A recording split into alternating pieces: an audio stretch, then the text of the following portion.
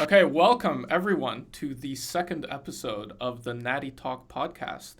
You've got me, Natty Life. We've got Aiden Insua, my co-host, and we've got special guest AI Training, who you Hello, may everybody. know from a viral pullover video, which has amassed a whopping 1 million views. Oh, like AI. 1.2. Oh, yeah, something like that. Why don't you briefly introduce yourself, AI, and tell us how did you make this magical viral video? Hello, everybody. My name is AI Training. I am just a guy who had, up until recently, a pretty crappy home gym. And then I got a much better home gym.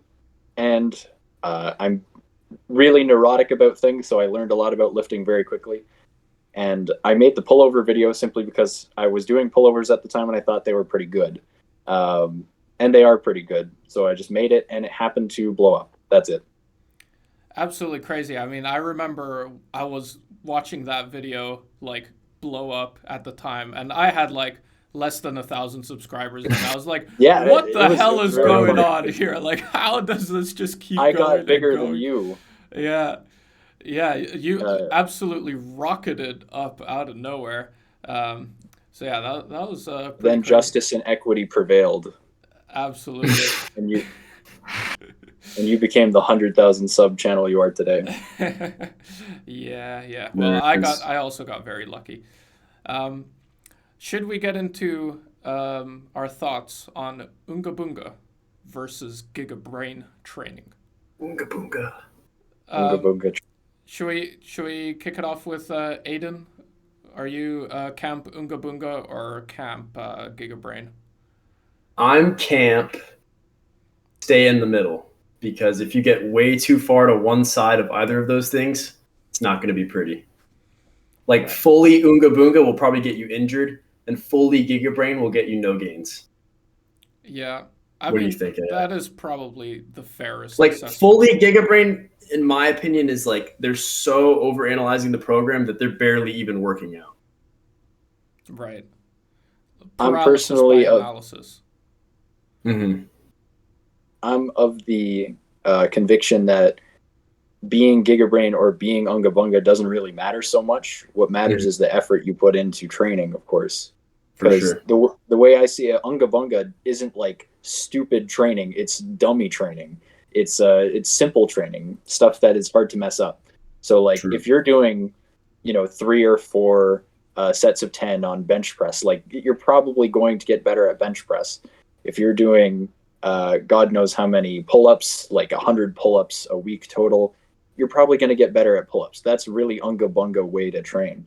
Versus if you're doing like all the perfect like volume and intensity calculations with like the Russian weightlifting systems and stuff. Like you can make gains either way with either the really simple training that is about round numbers and like silly arbitrary goals versus the more scientific or artistic side of training. Yeah, I think it is probably fair to say that someone can be Gigabrain and still be training hard, right? Like those two don't have to necessarily be completely separate. But I suppose there is a point where someone can get just too obsessed with the finer details and not concentrate quite as much on the bigger picture. We Um, need to distinguish between Jimmy Bookworm and the guy who's like Jimmy Gigabrain. Bookworm. Right, Yeah, because I mean, there's like Unga Bunga programming versus Gigabrain programming, but like both of them can still train hard, right? And both of them can still get results. yeah. Like for me, with a lot of my compound movements, I do like not necessarily complex maneuvers, but like I use more tools from my toolbox to help me maneuver around those in my training and get more out of them. Whereas something with like my calf raises, I just do 50 reps of those as fast as possible in like a cluster set, and I'm good. Yeah, so maybe we could touch on that. So, like I know on a lot of compound movements, like you don't really just stick to the traditional stuff. Like I know you like the stiff leg deadlifts, and I know you like the front squats, and I know you like to do the like a pause, close grip bench, and all that. So, maybe Yeah. can you touch on that a little on why you think that's better than the conventional like big three kind of powerlifting style? So in my case, the reason why I started getting into some of those lifts was sort of as a reaction to the training environment which I was in, which is a basement without deadlift safe flooring. So I had to start by doing RDLs. I couldn't really do conventional deadlifts. I had to learn to front squat because, quite frankly, it was getting a little ridiculous on my standard little 1 inch bar to do back squats. And in terms of close grip benching, it's just how I learned to bench because my old bench, which is right across from me, has the bar is not long enough to grip anything wider than I remember just seeing that. the shoulder blade, Right, yeah. right? So I kind of learned early the benefit of these self-limiting variations, as they're often called, for what I want to do. Because if I wanted to just get as strong as possible, that would be one thing, and I would go lift at the crappy, they call them Olympic benches officially at the commercial gyms, but man, I just hate those. Because going anything wider than like here for me is disgusting. Ain't nobody got time for that. I never liked wide bench either. Like my grip is maybe right there. Yeah, I'm the only wide bench enjoyer over here. Like yeah, you had the mega wide, like out to there, bro. The wide with the arch with the elbow sleeves. Yeah.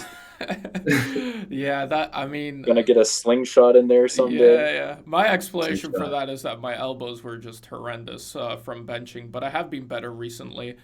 For like I've just dropped the weight and just tried to work my way back up in a way that I don't have pain.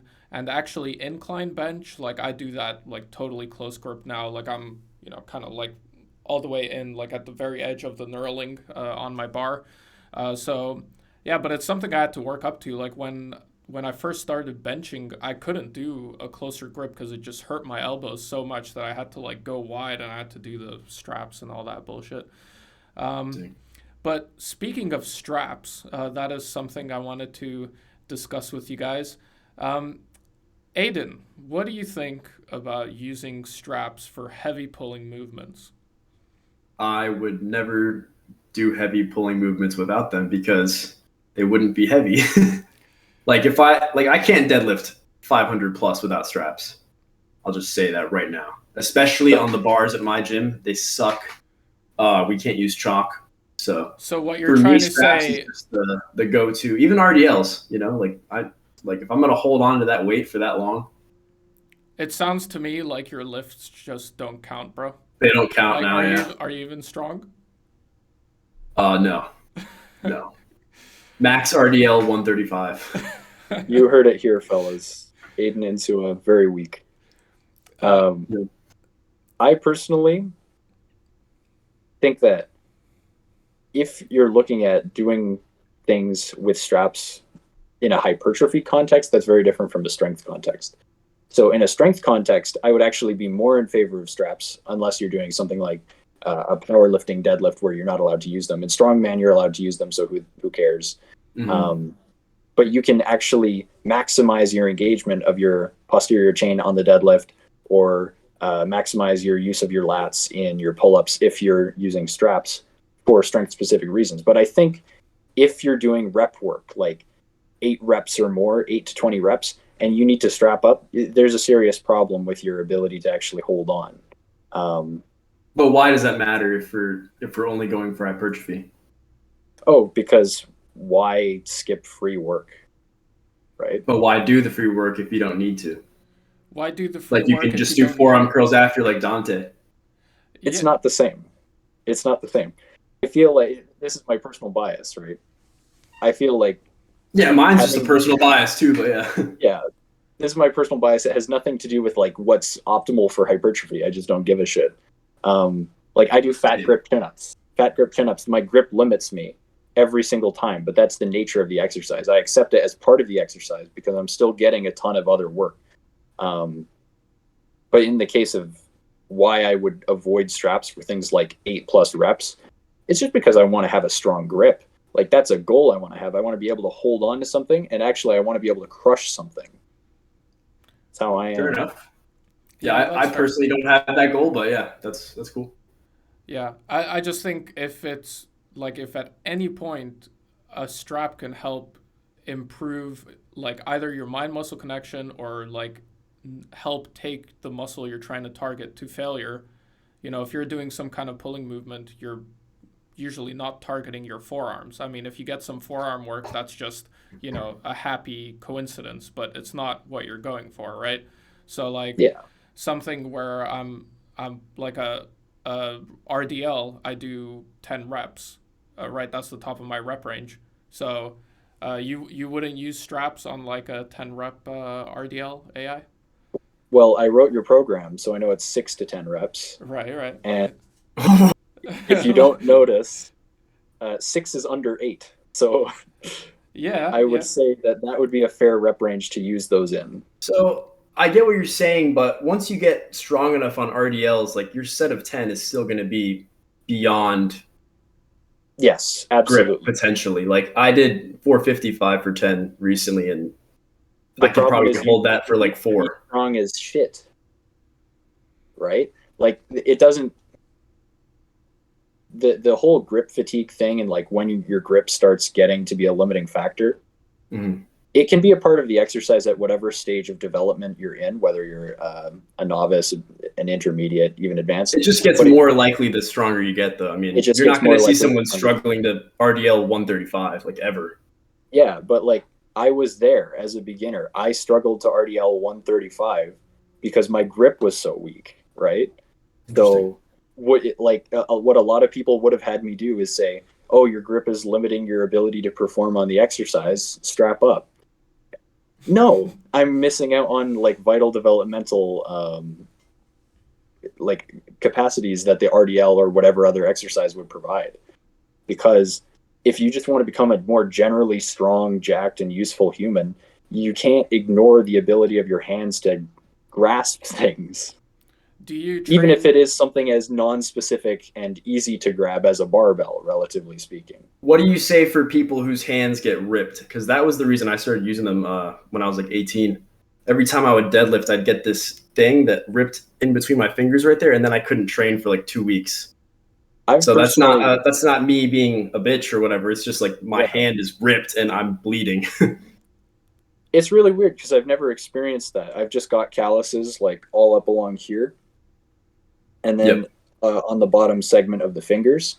And when I have them rip, they don't like go straight down to the skin because maybe I'm just never pulling hard enough. Because I rarely ever do conventional. I did them like once a couple months ago. Otherwise, I'm just doing RDLs or stiff leg deadlifts or resetting my grip or something. And the other part of that is actually knowing how to grab onto the bar properly. So this is something some people talk about. You need to go a little further back onto YouTube Fitness to actually find this. But a lot of people, when they grab something heavy like a conventional or sumo deadlift, they try and set it across the middle of their hand as if they were bench pressing. That's not the right move. You actually want to start by setting it in your fingertips, right? So that might take what, like half an inch or maybe an inch at most off the range of motion, but honestly, who cares?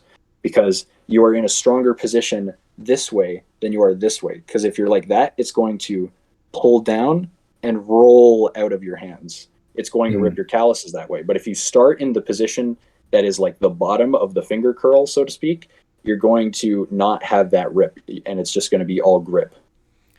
The rip I got was right where you said to put it just now. So Yeah. Yeah. That's because it starts above and it rolls down. interesting. But if you start it on it, when it rolls down, it won't rip.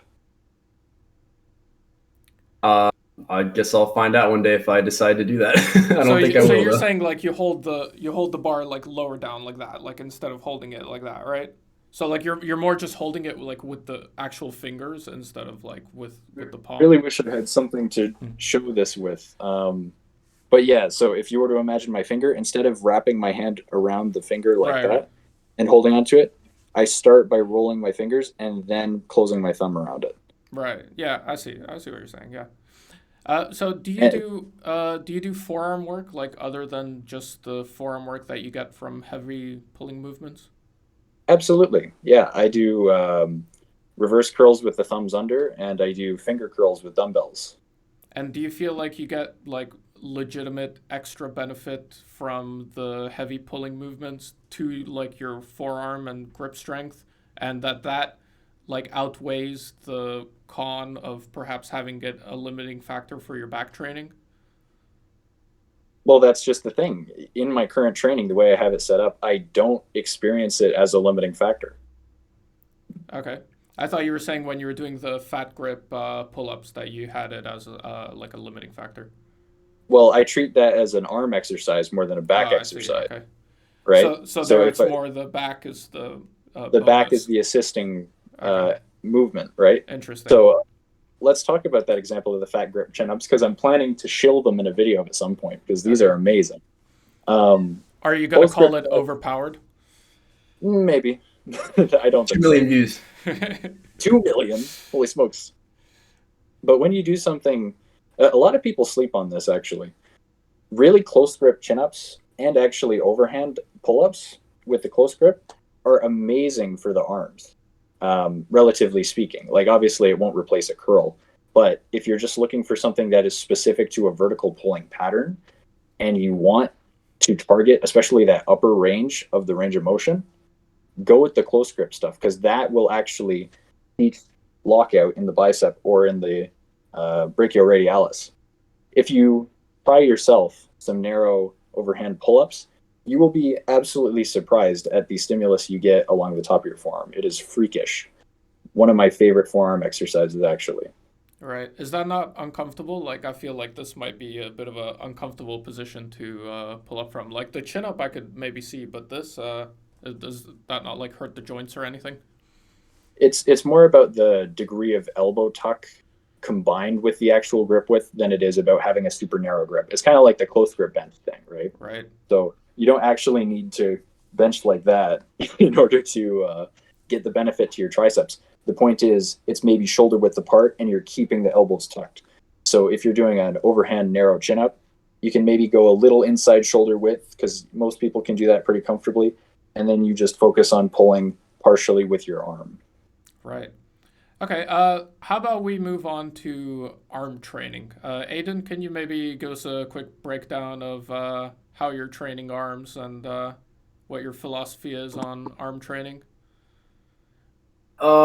I pretty much stick to like 8 to 12 sets a week. Biceps, same for triceps.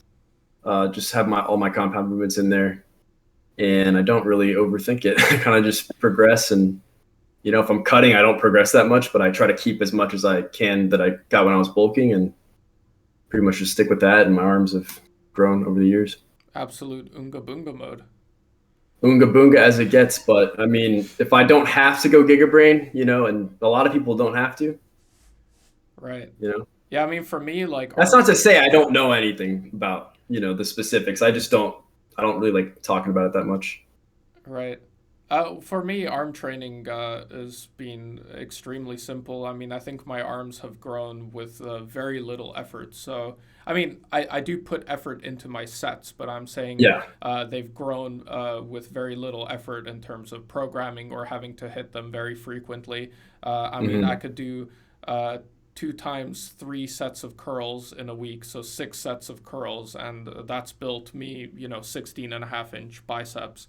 So that True. might be a genetic thing. And for triceps, I mean, over the past year, I've been doing probably between 9 to 12 sets of triceps per week. Different angles. I like using the rope. I like doing the straight bar push down. Also, pullovers are quite nice. And of course, you got a bit of tricep work in the benching as well, right? Yeah. But I'm sure AI, you're about to hit us with some knowledge over here. So why don't you tell us your arm training philosophy? I have started my arm training philosophy journey by trying to think about it in a very broad sense and a very Gigabrain sense. And I realized that all of those Gigabrain starting points led me to Unga Bunga conclusions. Okay. There you go. Let's go. All I right. like it. So honestly, arm training is not especially difficult. I did some simple math. People say like, oh, 2/3 of the arm is the tricep, 2/3 of the tricep is the long head.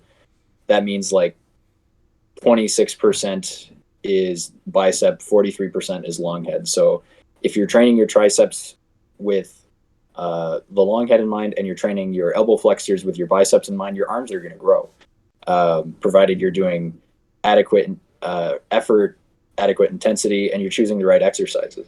And most people do not need a lot of exercises, especially a lot of the more fancy ones you see in commercial gyms. Mm-hmm. Being a guy who works out at a home gym, I'm kind of, well, I'm not as limited as I used to be, but I certainly am still intentionally limiting my mindset because I find it's producing results.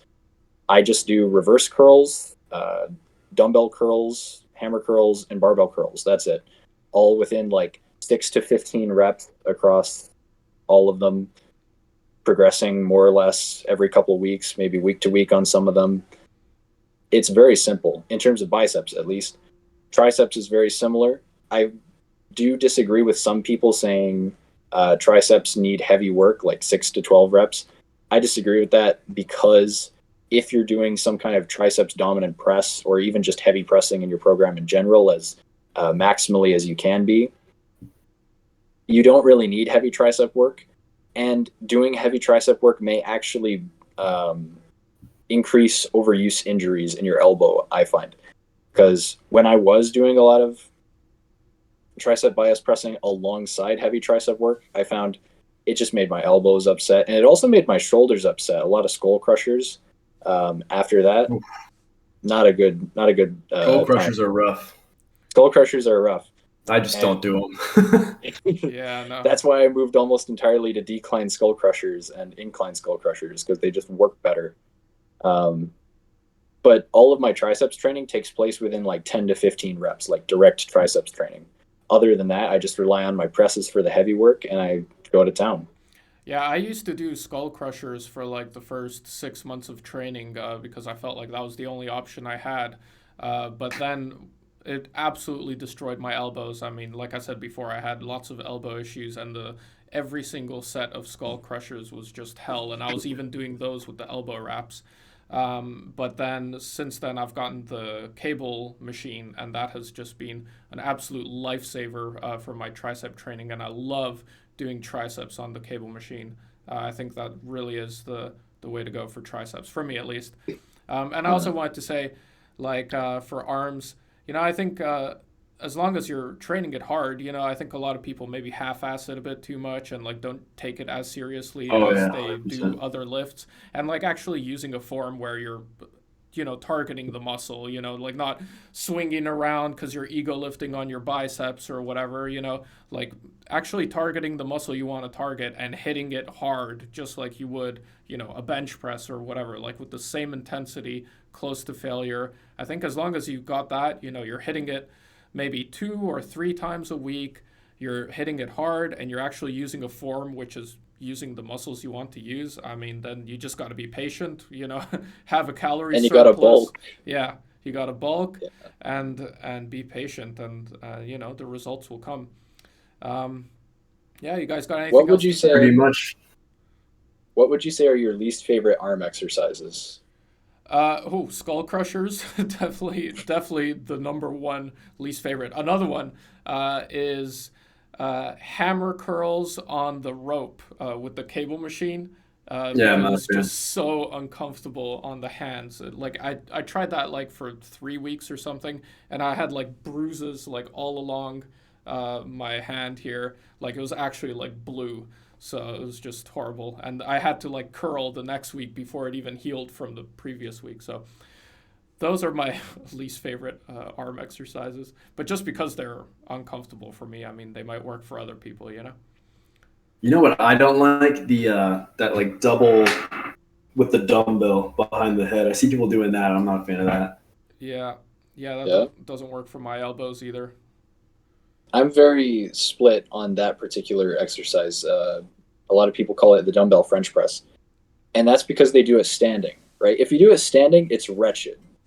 If you do it seated on a inclinable bench, if you set it back just slightly, it becomes a lot nicer, but it's still definitely lower down on my list of triceps exercises. I used to do it a lot. Yeah? Back in my more bro-esque days, I was doing that. I was Gotta like get the 18. stretch, bro. Yep. My least favorite arm exercise period is strict curls, especially heavy strict curls. I absolutely despise them. Oh, like with the back against. With the back against the wall, it's wretched. I've never messed with those. It feels terrible on the bracing. It feels terrible on the shoulders for me. I barely get any bicep out of it. A lot of people do them heavy. I can't stand that. It feels like all just wrist flexor. Right. I can't. Feels really unnatural. Like I think you're meant to have a slight motion when you curl. Like absolutely. Yeah. I mean, it's just physics, you know. Like you're holding something like, you know, that's half In your front body, of you. more than half your body weight, and you're holding it in front of you like this. Obviously, it's going to take your body forward. I think the important part is not to increase the sway in order to increase the weight, right? Because once you go down that rabbit hole, then you're just going to end up, you know, bringing the weight up by, you know, you're swinging gonna end up in a compilation. But, you know, Or as you long can make it athletic. A yeah. split stance curl. Yeah, a split curl. Yeah. I think as long as the sway is, you know, within reason and it's consistent over time, then that's, you know, not a big deal. I think that's just a part of, you know, heavy curls, right? I have a bit of a golden tidbit for that, actually. All right. Okay. When doing curls, I find, specifically with dumbbells, so if you're doing any kind of dumbbell curl variation where you're standing, a lot of people, they let their arm come down directly to their side. I'm completely against that. I find that takes a lot of the bicep out of the movement, and it makes it way easier to cheat. And it makes it also a lot harder on the tendons because you're going from a unstressed tendon to a stressed tendon. Whereas if you keep tension on the tendon throughout the whole movement, you're better off. So what I like to do is instead of allowing the hand to come beside the pelvis, I keep the hand constantly in front of the pelvis. So I'm in like a little bit of shoulder flexion the whole time. So if you're standing up, except for your heavy alternating dumbbell curls, then you disagree because I've seen those. No, I mean, yeah, that's all out in front. That's never Bro got called out. Way back there. But for like anything like 8 to 12, you know, 10 to 15, keep your dumbbells in front of you. It'll just be better, straight up. Right. Okay, so how about deloads?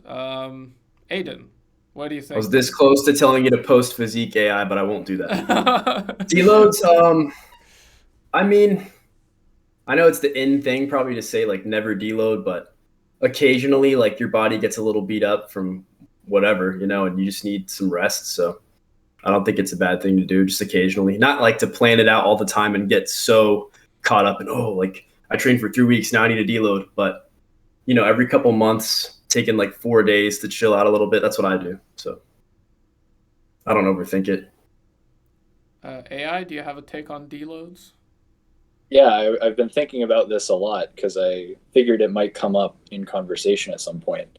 The way that we understand deloads in the modern training context is entirely based around how strength athletes need to train in order to get best results.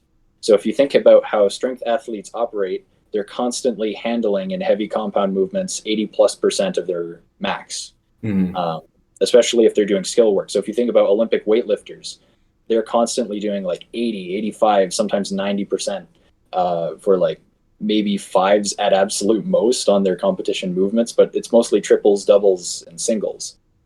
And it's on explosive movements. So their joints get messed up quite frequently. Like they're resilient, but you know, it adds up. So if you think about it from that perspective, deloads make a lot more sense because they need time to let their joints heal. And in that meantime, they're probably doing other athletic stuff because they're Olympic weightlifters. They're probably doing GPP work or even bodybuilding work on the off time, or even just spending time with their family and mentally recharging.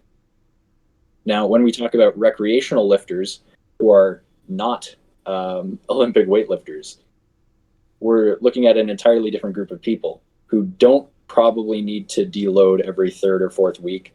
Not to say that I'm against deloads, but that for the vast majority of people, they probably don't need to come every 4 to 8 weeks, but probably something like 12 to 16, if not more.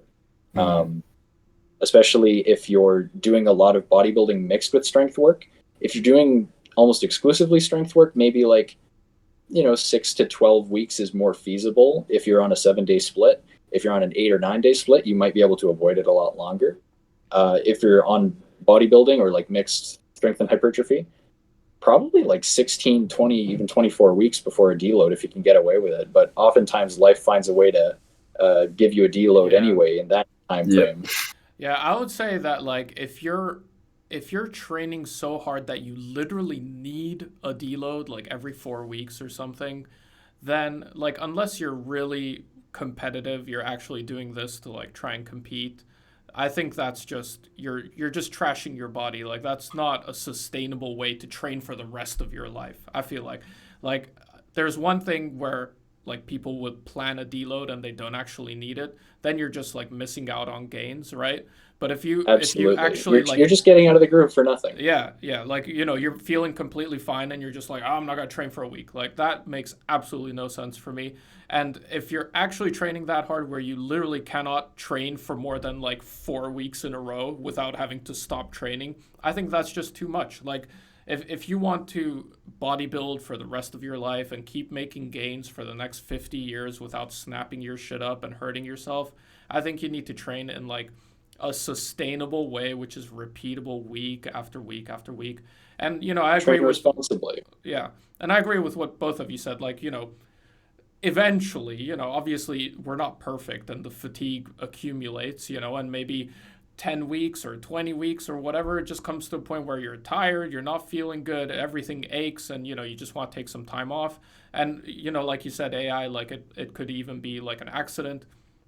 It's happened to me where I go on vacation, I don't lift for 5 days, and I come back and I'm feeling better than ever, and it was like an accidental deload. And there's absolutely nothing wrong with that. Or, maybe you get sick, you get the flu or whatever, and, there's your deload. So, Forced deload. yeah, I Yeah. think I think that can work just as well. I don't think bodybuilders need to really program it into their training, especially not like a frequent thing where it's like every month you're taking a deload. I think you're just missing out on gains if you're doing that. Now, there is maybe a slight caveat I would add to that last part about the bodybuilding. So, if you're training, the way I see it, there are sort of two schools of bodybuilding training that exist nowadays that are actually valid. One of them is like the primarily like grassroots YouTube fitness style of bodybuilding, which is generally anti-deload and pro consistency within the program, or like pro rotation in the program. That's like natural hypertrophy stuff, right? So, oh, the stiff leg deadlifts aren't feeling very good. We're going to switch to hypers for the next couple of weeks, right? Um, then there's the more collegiate academic Renaissance periodization style thing. I read their book, the hypertrophy book. It makes sense why they implement deloads in that style of training, because they set up a phase, whether it's 4, 6, 8 weeks, and they intentionally, just like in strength training, they increase the volume, the intensity, the effort over time until you can feasibly schedule a deload around when someone would need it, right? So there might be a case for implementing deloads into your bodybuilding training if you train in that way where you're constantly increasing all of Periodizing those your variables. training. Yeah, definitely. So TRT. yes, I'll give my take real quick. I think TRT is incredibly overprescribed, and I think if you're using TRT to get more muscle, you're not really using TRT. You're just on a low dose cycle. I think there is a legitimate use for TRT, but again, it's very overprescribed. Maybe for some old people, I could see it being completely valid, where you're old and you want to feel better, get on TRT, you do you. But if you're like a young guy and you don't have some like serious disease, like something seriously wrong with you to warrant getting on TRT, which is like a life-changing medical intervention, I think it's just way, way overprescribed. And people need to look into other, like if they are actually testing their testosterone and it is actually low and they want to improve it, there's many things they can do, many things they can do before getting on TRT, obviously improving their Sleep, fitness. eat, train. Sleep, eat, train. If you're trying to be 7% body fat all the time, you're going to have bad Do that. testosterone. Yeah, if you're competing in natural bodybuilding every year and you're shredding down to 5% body fat, you're going to have shit testosterone. So, there's so much you can do to optimize before getting on TRT. And that should be the absolute final solution. Sorry, that's it's not something you want to say. If you actually feel bad, because a lot of people will test their testosterone, but they don't have any symptoms. So do you even need TRT, even if you have low testosterone? Do you need TRT? If you don't feel bad? What do you guys think? I would say no. Unless it's like so low that like you literally absolutely need it, and it's not just, oh, you'd benefit a little bit. Because then, let me just say that none and of if us you are try doctors. all the natural methods, yeah, none of us are doctors. None of us are doctors, and like I'm not like super against it, so I'm not even gonna have a take where it's like, oh, don't take TRT, because I don't give a shit what someone else does. Yeah. But I think if you've exhausted all the other things you could try and nothing else seems to be working, and like, that's like the trump card, like maybe this is finally the thing that'll help me, then so be it. I mean, I'm not gonna judge someone for it. Aiden, would you consider getting on TRT later in life? Way later, maybe, but like, I don't know, not up until maybe like my 50s or 60s. Mm-hmm. Yeah. But like, yeah, I don't know. Yeah, I mean, I think I still foresee myself needing it. I've never had issues with it, but obviously I can't predict. I'm 25. I can't predict how I'm going to feel at 35 or 45. Yeah, I agree. No, like for the foreseeable future, I see no scenario where I would get on TRT. But like when I'm 70 and I want to feel, like, obviously we have examples of 70-year-olds, both in history and modern 70-year-olds who are, jacked and vital and, who've trained their whole lives and they're doing perfectly fine without TRT. So we do have plenty of those examples. But I also can envision a world where you're 70 and you want to feel better. I could see that being a much more valid use of TRT than some 25-year-old guy who wants to be 8% body fat for his Instagram all the time and feels like crap. AI, maybe what do you think about TRT? I think we should break down exactly what TRT means. It means testosterone replacement therapy. So the key word there is replacement. So if you're a person who cannot, for some medical reason, produce endogenous testosterone, hold on. Yeah, we lost Aiden. Keep going. If you're a person who, for some reason, cannot produce endogenous testosterone, obviously do what is directed by your doctor, which is more than likely going to be for your own benefit, using testosterone replacement therapy. But the attitude of older folks using it, I think I'm generally against it unless it's a last resort, like you said, because a lot of older folks, they haven't tried those other options, eat, sleep, train properly. Right. And I think especially for our generation, the younger generation, we will have no excuse to go on testosterone replacement therapy simply because we will have lived a life which is full of eating, sleeping, and training properly. So I think our hormones will probably stay pretty good, fingers crossed, up until our later years. Yeah, that's the best case scenario. Then we don't have to touch the shit at all. Yeah. Because ultimately, it is an endogenous or an exogenous compound, right? Yeah. No, I think that's a fair and it point. comes with side effects. Like just the same things apply to the 70-year-old as they do to the young guy. If you're 70 and you're not feeling great, well, you don't immediately need to start injecting yourself with drugs. If you're 70, you can also improve your diet. You can also train. You can improve your sleep. You can get more active. All that good stuff. And, that might improve your well-being in itself to a point where you just don't need TRT at all. Like TRT is definitely not like a necessary thing for anyone at any age, right? It's no. Humans have lived perfectly fulfilling lives for millions of years without TRT.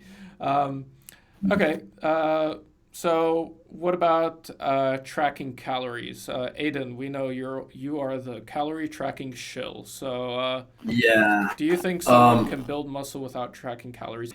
the calorie thing, for me, I was just the type of guy where I would never know like what I'm eating. Like I would eat, and if you say, "Oh, like what did you eat today?" It's like I'd have like a little bit of an idea, but I wouldn't be able to like be in a significant deficit or surplus just based on like that.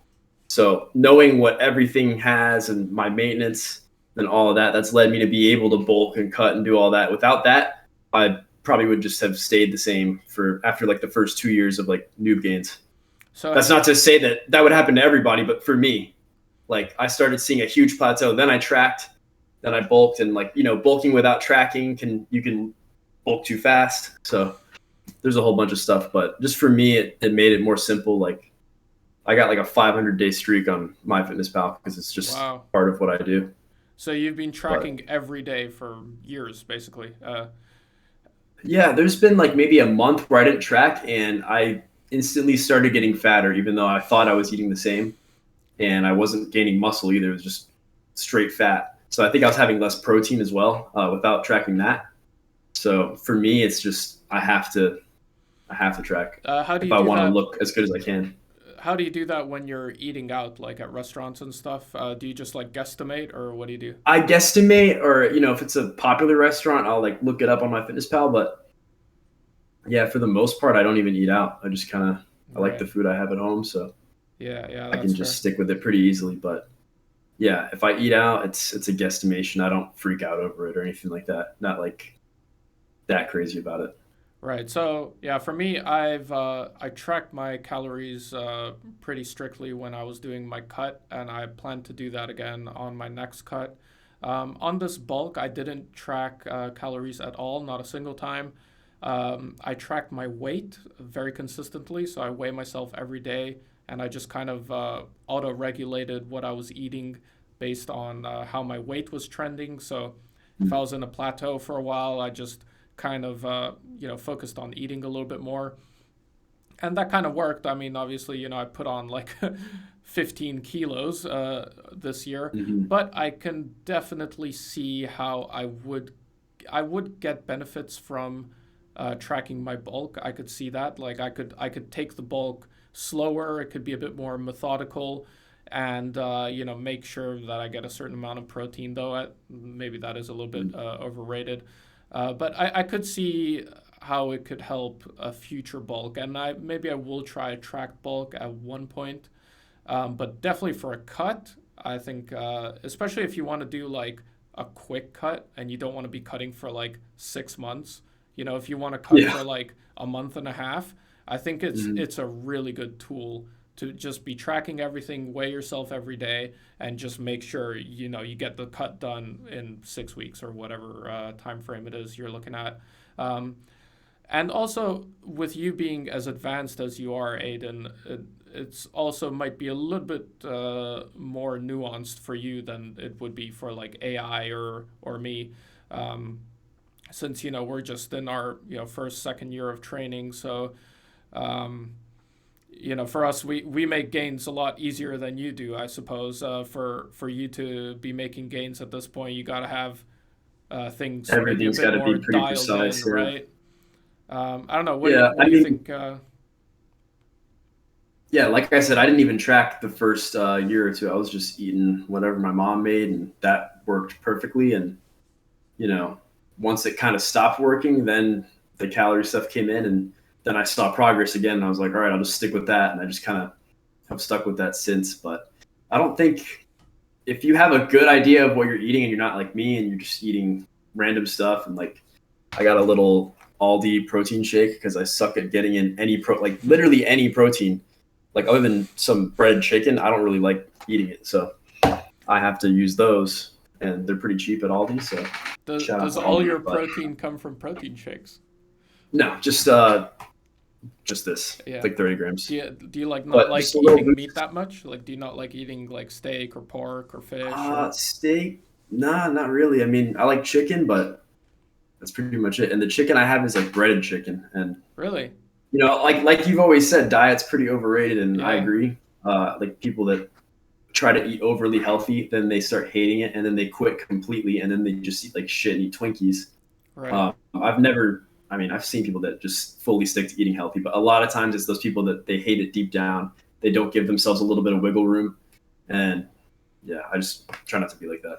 Yeah, I mean there are jacked vegetarians and stuff, so it's Yeah, not like you need to eat meat to build muscle, right? AI, do you track calories?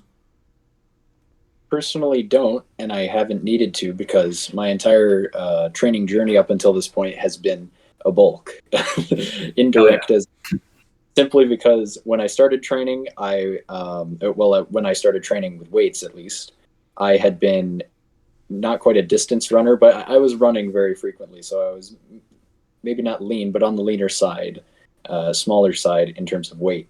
So I've just been bulking up to what I am now. I think I was like 198.2 this morning. I track my weight like Natty Life does. And in terms of diet, I just focus on. There was a time when I was thinking about starting calorie tracking, but I realized that I didn't have any good tools to do it yet because it was too much effort. yeah, the food scale and all that. Yeah, Yeah. So what I started getting good at is guesstimating calories and like guesstimating protein. So now on autopilot, I eat a pretty high protein diet and I eat like my vegetables to make sure I don't feel like garbage because there was also a time when I was just eating all proteins and it just wasn't working in terms of how I was feeling. So I started eating more vegetables and I started feeling awake and alive again. But for my cut, which is it's going to come eventually, coming soon. Okay, TM. good. So you're not a perma-bulker. No, not a perma-bulker. But I only see a cut as a facilitation of more bulking. Really, it's not going to be a crazy cut, just a short cut. Yeah, just to Right. give yourself some room. So Just extend the bulk. while we're on the tracking, So it is a perma-bulk. I mean, it's like a detour. Yeah. Before we move on from the tracking, I just wanted to ask Aiden, like, do you ever experience? I mean, I guess you've been doing it for so long that it's just kind of a routine of yours at this point. But do you ever experience like stress about having to track stuff and stress about eating the right foods? And because I did notice that a bit during my cut, where I was anything I was eating, I was always stressing about, oh, how many calories is this? Am I going to go over my limit and whatever? Do you have any like tips for maybe dealing with that, or is that not an issue for you? Honestly, if I go over or under by like 100, my deficit's already big enough that that's not going to make a huge difference. Plus, I walk a lot. Right. I live in Florida, so the weather is usually pretty great. I can just go walk around. Never gotten stressed about it. Not really. Like I have enough food that I really enjoy eating in there that, some of the things I don't really like I don't really like Greek yogurt and stuff that much, but I have that in there for the macros and all that. But yeah, it never gets to a point where I'm like stressed about it or anything like that. Right. Okay. Yeah, because I think that is a problem for like a lot of people. When they get into calorie tracking, it just like it becomes an obsession and like Overwhelming. yeah, it stresses them out. AI, go ahead. That's another thing about like tracking protein, tracking calories. I think it becomes infinitely more useful the more advanced you get as a lifter. So like to novices, I literally recommend don't track at all unless you're like criminally overweight. Right. Just focus on training and your appetite will follow for the most part. But of course, there will come the point when if you start eating more and it's not as good as it could be, you're just going to put on more fat than muscle and you're going to be wasting a lot of your time. That's what happened to me. Yeah. But for the stage most people are at, especially people on YouTube Fitness, most people are like under 4 years, 5 years of training. Like if we really were to dig into it, like probably half of them are under 6 months of training. They do not really need to worry about doing anything other than eating their vegetables and eating what their mom cooks for them. Yeah, and getting enough calories to grow. I mean, that's probably and sleep. I know too many people who sleep like 4 hours a night. Right. Oh God. Yeah. I don't know how you even function like that. I couldn't. That's crazy. Especially while training. If I noticed this a lot when I was focusing more on like flat bench. If I didn't sleep right, or if I didn't eat right, it was over for that session. Dude, it makes a big difference. Like, especially bench for some reason. Like if you sleep bad, it's like 20 pounds. It's over. It's complete. You really got to be on the spot. Mm-hmm. What do you guys think about protein? Because for me, like I feel like I don't get that much protein. Like it's probably less than 100 grams, to be honest. Especially when I track it, then I really do focus on getting like 150 grams or 170 grams. But when I don't track it, I would guess that I'm probably sticking around 100 grams. But I do try and eat a bit of protein for every meal. So like, lunch and dinner usually will have a bit of meat in it. And for breakfast, even, I'll have something like peanut butter or something like that. And, it's been getting me results. I mean, maybe I'll need more protein later on, but I think there's like an obsession with protein that isn't like, it's a bit overhyped. And certainly like we had someone in the Discord saying that they were eating like 400 grams of protein or something. I don't know if you remember that probably about, isn't healthy. AI. I don't know if you remember who I'm talking about, but yeah, yeah. People just go crazy with protein, and that's not where the gains are coming from. It's not coming from your protein, No, look, it's kind of like anything, right? So a lot of people, they think that micronutrients or minerals like iron, right? Just the more the better. That's not true, because there's a certain amount that your body can actually process based on your individual processing ability, your body weight, stuff like that. So really what we should be looking at is adjusting your micronutrient needs, not around a set number, but rather maybe around a range or a Goldilocks zone, depending on your own body and what you best respond to. Like a sort of blanket thing I give for most people is like go between 80 and 120 grams of protein per day. And like, if you're in that zone, you're probably fine and you're doing well. If you're under that, maybe like eat a little more protein. If you're over that, you might get something out of it, but I don't think you're going to be missing out on anything. Right.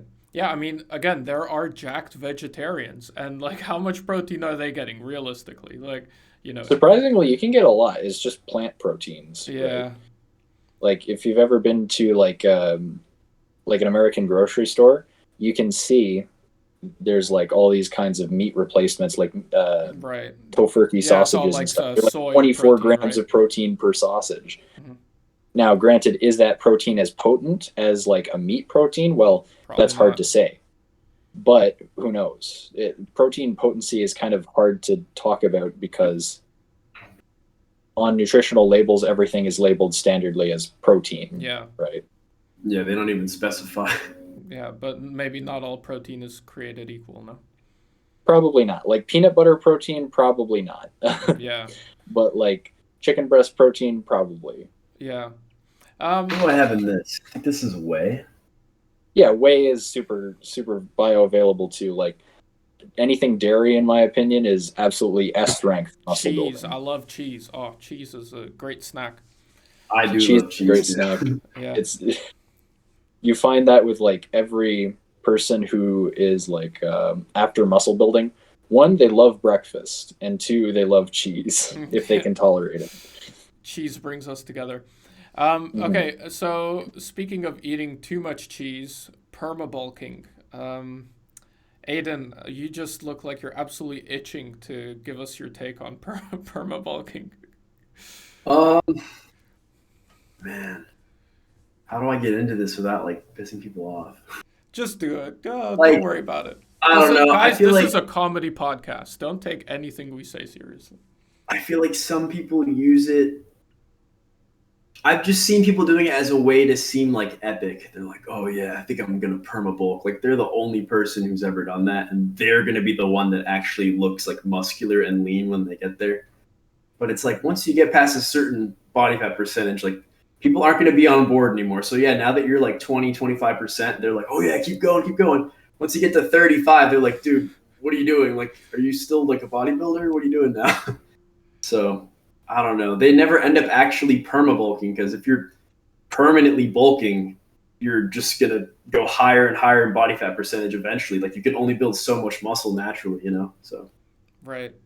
Yeah, I think first and foremost, I bodybuilding, think it's a meme. it has to be about health, right? And there just Hmm. comes a point where it's unhealthy. If you're above 25% body fat, it's not healthy. And you can say perma bulk, whatever you want. The reality is you're fat, and you need to, get rid of some of that fat if you want to be a healthy If person. you can't see your abs, you're You're fat. fat. If you can't see your abs, you're fat. Abs. Here's the thing, though. Here's the thing. If you want to stay 20% because you like the look of that better than like 15 or 10 or whatever, then That's stay very 20%. Because 20% I've is stayed fine. like 18 to 20 at times, and I felt fine. Like I could still see Even my if you abs want to because I go built above them that, up. Even a if you little want bit to go above, above yeah. that comp, If you're actually 20%, because a lot of people really underestimate it, and they Yeah, might exactly. be 30% and they say they're 20%. If you're Yeah. actually 20% body fat, there is nothing wrong with that. Like Steve Reeves in that picture. He looked amazing. He was Yeah, like 19, 20%. yeah, yeah. yeah. And if you have enough muscle, you will look fantastic at 20% If body if Yeah. fat. your muscle is oiled up and shaved, doesn't matter. Yeah, There you go. with the right lighting. Mm. Yep. What do you think about perma-bulking AI? So there's kind of two different things that I think might be being conflated here, which is the gigabulk and the permabulk, right? So if you think about it, a permabulk is kind of like, if it's done properly, it's the lowest possible calorie surplus you can get away with, right? But that requires such incredibly meticulous tracking, you'd probably be eating the same thing every day. Main gaining. Yeah, that does sound a whole lot like main It gaining. sounds close to main gaining. Yeah. It is technically a way you can permanently bulk and make most of your gains muscular. Whether or not that's better than a regular bulk cut cycle, I think it's pretty clear. It simply isn't as fast. Or if it's even better than recomping, which is just like overshooting your bulk and then chilling. Yeah. But I feel gigabulking is something personally entirely different. attacked. That's like exceeding the socially acceptable bulk. Right. Going beyond, I would say like most people wouldn't willingly go beyond 22% body fat, or something akin to that, with the intent of gaining muscle. And besides, past that point, your body just becomes less anabolic, Your because hormones go to shit. your hormones go to shit. It becomes less conducive to actually building muscle. So if you really wanted to reap the benefits of a bulk, you would go down to like maybe 13-12% at the lowest and spend a long time with like 100, 200, maybe 300 calorie surplus, as long as possible, with lots of cardio, lots of food. That's how you get the best out of your bulks. Perma-bulking is not the move because it's slow, and recomping is probably not the move for most people, again because it's slow, and gigabulking is just a stupid idea for your health and gains. Agreed. Yeah. I Yeah. have a whole video about that. Yeah. He does. Check out his And channel. that second gigabulk I did was like the definition of what he's talking about, where it was just health was down, lifts were down, I looked bad, like it was just so silly. I got away with the first one, I'll say, like I turned into like a unit without getting that fat, but that second one, like I got the true taste of an actual overshot gigabulk, and it was not fun. You got the true taste of the obesity. No. Yeah, that was the only time in my life. Obese. No, I think I was. I think at 5'11", 213 is in Oh the morning. yeah, I was okay. like 213. You might have been Yeah. obese. I was like right on the edge, if not there. So definitely looked Now, it. So for the people who are looking to bulk, right, I would say don't be discouraged by the idea that you're going to overshoot your bulk. If you're doing it right, it's surprisingly hard to overshoot your bulk. And even then, it'll take a couple of weeks before you figure out whether or not you did. And you probably won't do it that extreme, even if you do. So don't be afraid to bulk to a higher body fat percent just because we're saying like, oh, it's not the way to go. Just take your time and analyze your physique in a non-obsessive, non-dysmorphic way, and you'll probably get the best out of it. Right. and worst case scenario, you just cut a couple weeks extra and you'll be fine. So Yeah, exactly. Yeah, just don't buy into the meme of like I'm gonna bulk forever and just keep getting bigger because you're just gonna get obese and it's bad for you. So yeah, And don't buy into the meme of I'm gonna go on the smallest possible bulk, yeah, the main gain. because then you're just gonna spin your wheels. Yeah. Yep. So can we maybe discuss some? Excuse me. Can we maybe discuss some neglected muscles? So I have recently gone into a neck, forearm, and calf kind of focus phase. So I've been all Show us about. your neck flex. It's not good. It's not good, but it's better than it was a couple months ago. I've been training my neck finally. I know Aiden has also been training his neck pretty consistently. I think these are some often neglected muscles for bodybuilders, and I discussed this recently on my channel how the classic physique, they said that you had to have the bicep, the neck, and the calves all the same measurement, and I think you'll find that the vast majority of people have some sort of imbalance according to that. That will And never happen for me. yeah, for me, it's like my arms are bigger than both my calves and my neck, so I got to bring Same. them up. What do you guys think? I personally have, by accident, about the same size arms and calves, and my neck is bigger than both of them. Oh, wow. I have no idea why. I think I just am born with a wide neck. But if I turn sideways, it's not there. Hey, well, to be fair, your arm is like so much closer, so your arm's gonna mog everything. Yeah. But I have a naturally 16-inch neck, which is what a lot of people would say is like, oh, that's the aesthetic number for the neck. But in terms of like actually training it, I find doing sets and reps is really, really, really boring. And I would never willingly do that or force someone to do that. Instead, I would prefer probably a mixture of intensity techniques and like passive volume. So if you think about it, right, if you're just doing a lot of your heavy compounds, your neck will grow. Like it's well documented. But if you want like the appearance of a thick neck, then yeah, you got to do some neck training, right? And in terms of the intensity techniques I would apply, probably just like, I don't know, cluster sets. Do as many neck curls as you can with a band in like 5-10 minutes. It won't necessarily conform to the principles of programming that we normally apply to every other muscle group, but the additional tonnage will certainly not hurt in getting like bigger neck. So Right. I think I feel like I'm the only one that enjoys it. Like I got a whole thing over there with all my stuff, and I just don't like enjoy neck it. pumps. I feel like neck pumps suck. I love it, dude. It feels so good. Like I should have got one before I came on the podcast. Maybe like neck extension, that's fine, but like neck flexion, I just Yeah, then it's hard to swallow, but that sounded wrong. But the neck extensions, when you have that thickness back there, feels good. Feels pretty badass. yeah, I When also you get the have. veins popping out. I've been enjoying neck training. I used to get really bad nausea from neck training, but Oh, yeah. I got a harness and I've been doing my neck training with that. And I do sometimes get a little bit of nausea, but it's not that bad with the harness. And I've been enjoying it. I don't know if it's just because it's new and, maybe I'll get bored later on. But at the moment, I'm really enjoying my neck training and I'm, doing it just like any other muscle, just, sets and reps. And it's been fine for me.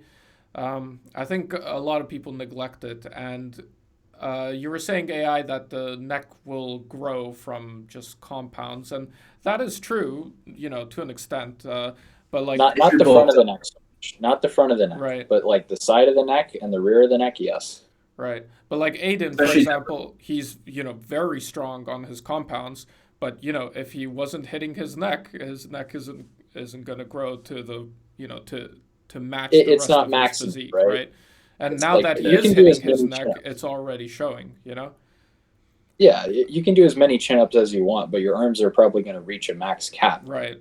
right? Right. Like adding another 100 pounds on your deadlift probably isn't going to add an inch on your neck unless you also put on like 20-30 pounds of a mixture of muscle and fat anyway. So Yeah, neck fluctuates so much with body weight. Like you know, even on this cut where I've been training my neck pretty hard, like I can tell it's gotten smaller than when I started, and I wasn't even hitting my neck. So yeah, exactly. So maybe that could be part of the reason why I don't really have to train my neck right now, at least from an aesthetic perspective. It could just be that I'm at a higher body fat percent and my neck looks bigger. Yeah, but if naturals want to have a big neck, you got to should not be trying to get lean. And yeah, hopefully, I mean, I don't even know. I don't know how much this training is going to pay off. I'm hoping it does, you know, over like, you know, a year. I'm doing it probably for almost 3 months, pretty much straight now, like 3 days a week.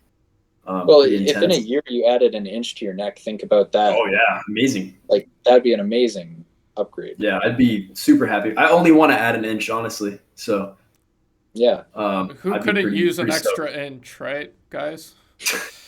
Me. Yeah. I feel like if my neck were too large right now, I would not like the way I look. In terms of like side to side width. Yeah. If it gets too big, then it looks goofy. But I mean, most people I think can benefit from, you know, a little bit of it. Yeah, I was definitely talking about necks here. I was talking about neck. I don't know what you were talking about. What about calves? Oh, and let me just say, would you guys recommend neck training for a beginner? No. That's kind of a waste of time, yeah. Maybe if you find that you develop your whole physique and then your neck is lagging behind, then yeah. But I mean, honestly, like when I was leaner, my neck looked bigger because the rest of my body was so much smaller. So now that my arms are like 17 inches plus, my neck is like, I think it's under 16.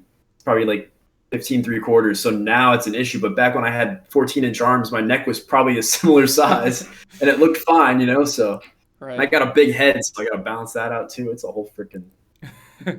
I'm of the opinion that if you're a novice, like, I don't know, if you want to superset it with something, or if you're just really in love with the look of a big neck, go for it. But like, dude, it's not like it's something you can't do your homework on later and like catch up because you have more important things to be learning, like how to isolate your arms, how to actually train your abs properly, how to do your heavy compounds properly. If you understand the principles of how to make any exercise good, you'll be able to pick up neck work later and you'll be able to make it good and you'll be able to reap the benefit of it pretty quickly. Right. Neck noob gains. I'm waiting on that. Neck noob gains. It's real.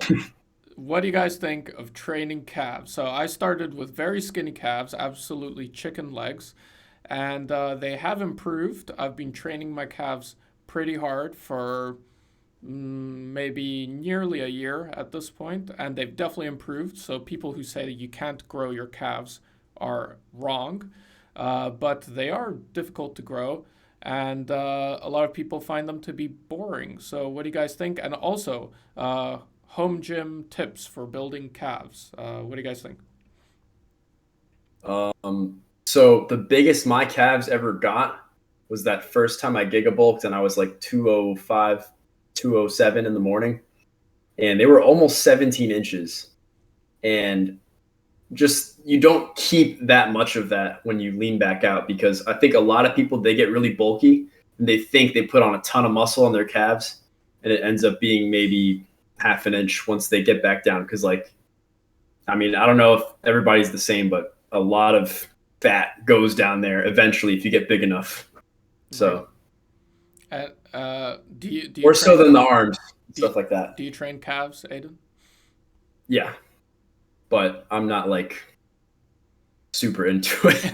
I do hard sets, I go to failure, you know. I mean, I train it like anything else. Like, I'm just like not expecting much, you know. So maybe that's my downfall. You're not a calf training specialist. Yeah, they've been stuck at 15 inches for God knows how long. Yeah. So 15, at least at the weight I'm at now. Only 15. Yeah, I mean, but 15 compared to my arms looks a little odd. But I mean, yeah, I don't know. So have you like tried to like mix up your calf training program to try to improve it, or like what's your thought? Honestly, like sometimes I'll throw a little more volume, but everything I've done kind of just leads to the same thing, just maintaining the 15 inches. Right. So maybe there's some genetic ceiling. maybe there's some stuff I'm overlooking, and maybe just I got to try different exercises. I usually do like the standing, bar on the back on the Smith machine with like a thing ledge. to put my feet. Yeah.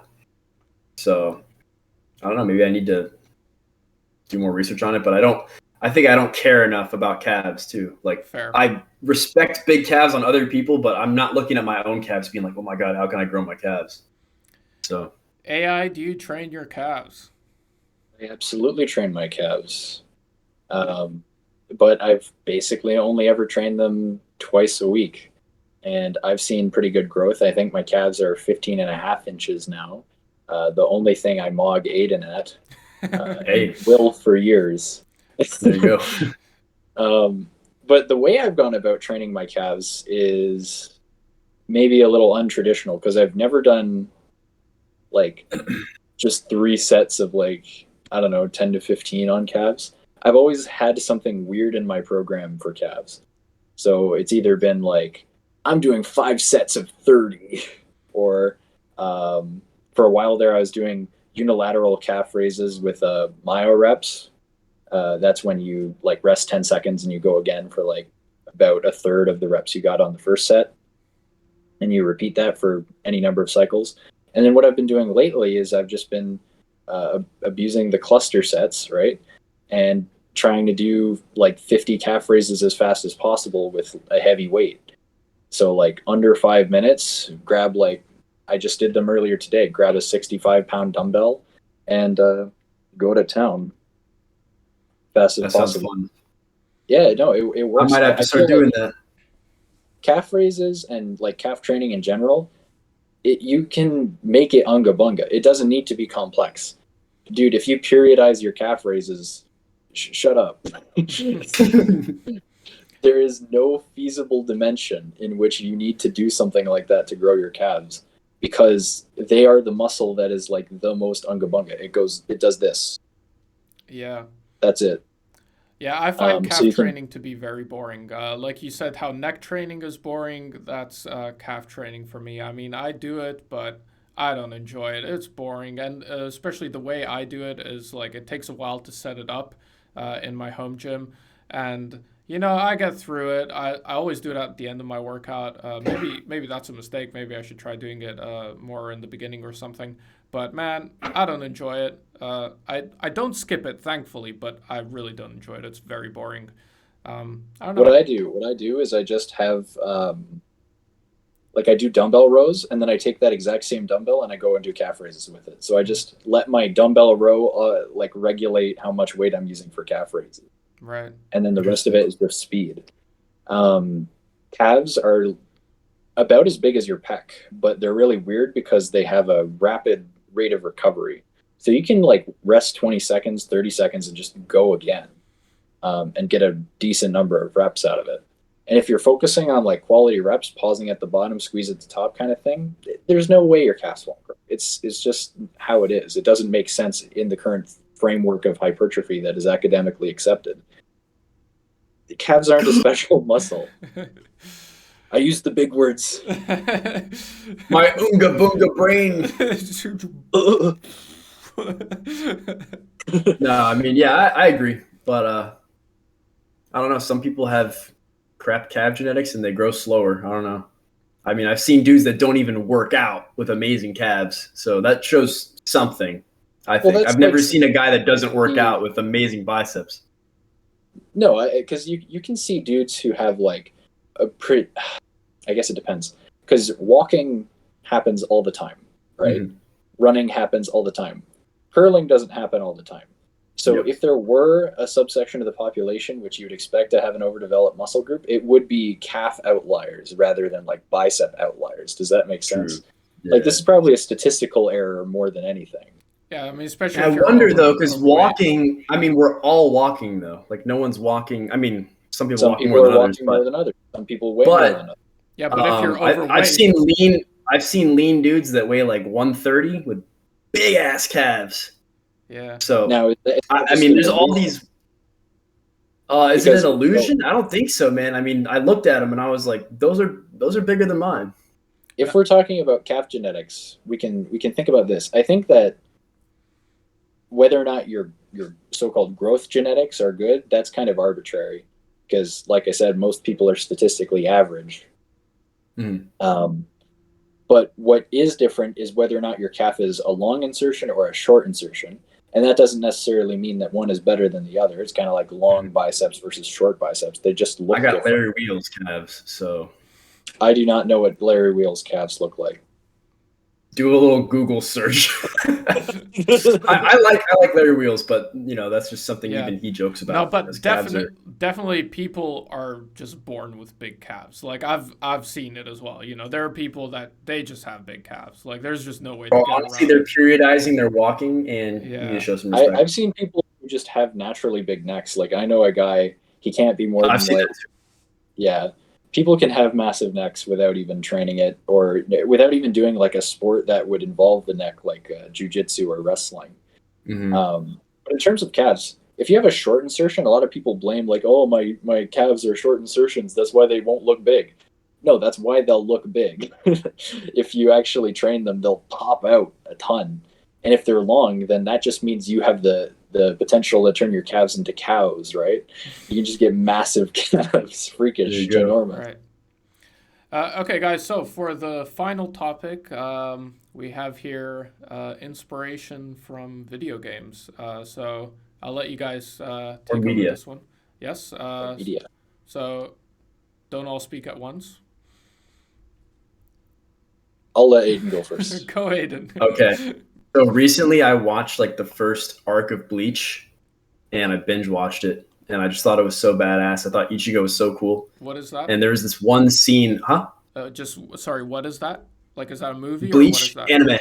Oh, anime. Okay, yeah. Okay, sorry. Go ahead. And there's one scene where like Ichigo's all like bruised up or whatever, and he's like shirtless and he's like kneeling, and this person's healing him or whatever. And I saw that physique, and then I finally understood why everyone goes, "Oh my god, I want Guts physique." Because I never really wanted that physique. But then I saw Ichigo in that scene, and I was like, oh, damn. Now I have a physique motivation from anime, just like everyone else. But, can't help it. I think it's good to have that. It gives you a little, we obviously can't change our insertions and stuff. But, if you go for a certain look and prioritize certain muscles, you can go towards that, What about you, AI?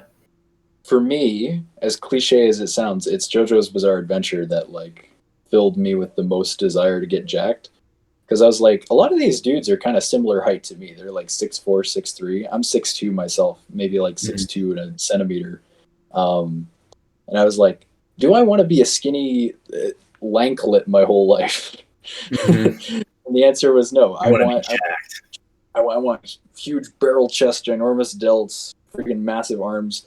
I want like ginormous quads and calves. Like something about it really just struck a chord in me. I was like, if I want to look cool, I got to be big, right? Because otherwise, I'm just gonna look like some twig you can snap in half. And also the desire to get stronger, seeing some of the crazy acrobatic and strength feats which are performed in the show. I thought that was really cool. That wraps it up for the second episode of the Natty Talk podcast. I hope you guys enjoyed it. There's definitely more to come on this new channel of mine. Definitely, you guys, go check out Aiden's channel, Aiden Insua. He's uploading videos now finally, so there's lots of good content there to check out. And also, check out our friend AI Training. If you just search AI Training, you'll find him. I don't know if you guys want to say goodbye, then we'll wrap it up. Peace out, guys. Bye, everyone.